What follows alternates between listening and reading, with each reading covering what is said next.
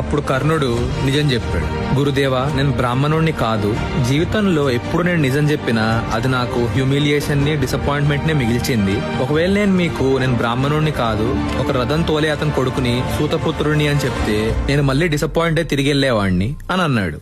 అప్పుడు పరశురాముడు చాలా బాధతో ఇలా అన్నాడు. కర్ణ, ఎందుకింత పెద్ద తప్పు చేశావు? నువ్వు వచ్చిన రోజే నీ బాధ చెప్పుంటే, నీ హ్యూమిలియేషన్ గురించి చెప్పుంటే, నిన్ను నాకు తెలిసిన టీచర్స్ లో బెస్ట్ టీచర్ దగ్గర పంపించేవాడిని ట్రైనింగ్ కోసం. నేను ఏ క్యాస్ట్ కి, ఏ కమ్యూనిటీకి అగేన్స్ట్ కాదు. నేను కొన్ని రీజన్స్ వల్ల జస్ట్ బ్రాహ్మణులకే ట్రైనింగ్ ఇస్తాను అని చెప్పి ప్రామిస్ చేసుకున్నాను. సో ఇప్పుడు నువ్వు తప్పు చేసావు కాబట్టి ఇది గుర్తుపెట్టుకో. నీ జీవితంలో ఒక్క పాయింట్ వస్తుంది, అది నీ జీవితంలో బిగ్గెస్ట్ టెస్ట్ అవుతుంది. కరెక్ట్ గా ద మోస్ట్ ఇంపార్టెంట్ టైంలో, నీకు కావాల్సిన టైంలో నీ విద్య నీకు తోడునివ్వదు. నువ్వు నేర్చుకున్నంతా మర్చిపోతావు. నువ్వు ఎంత కాన్సన్ట్రేట్ చేసినా నీ నాలెడ్జ్ నీకు గుర్తురాదు. ఎందుకంటే జీవితంలో కొన్ని ఇంపార్టెంట్ విషయాల్లో అబద్ధాలు ఆడటం అనేది నీ ఇంటర్నల్ వీక్నెస్.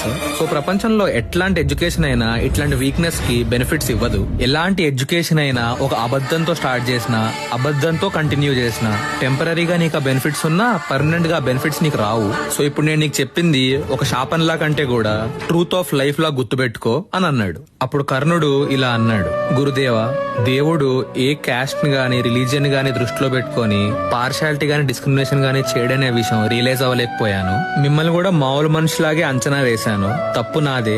మీరు ఇచ్చిన శాపాన్ని నేను యాక్సెప్ట్ చేస్తాను. నేను మిమ్మల్ని వదిలేసి ఇక్కడ నుంచి పర్మనెంట్ గా వెళ్ళిపోయే ముందు వన్ లాస్ట్ టైం నన్ను ఆశీర్వదించరా అని అడిగాడు. అప్పుడు పరశురాముడు ఇలా అన్నాడు. నీ లైఫ్ లో నీ స్ట్రగుల్స్, నువ్వు చేసే మిస్టేక్స్ వచ్చే జనరేషన్ లో యూత్ అందరికి ఒక కంపాస్ లాగా ఒక డైరెక్షన్ చూపిస్తాయి. You will be remembered for your struggle and your journey of struggle will be remembered అని ఆశీర్వదించి అక్కడి నుంచి వెళ్లిపోయాడు. అలా కర్ణుడు అక్కడి నుంచి పరశురాముడి ట్రైనింగ్ ఇంకా అతను ఇచ్చిన విజయధనస్సు తీసుకొని తన నెక్స్ట్ జర్నీకి బయలుదేరాడు.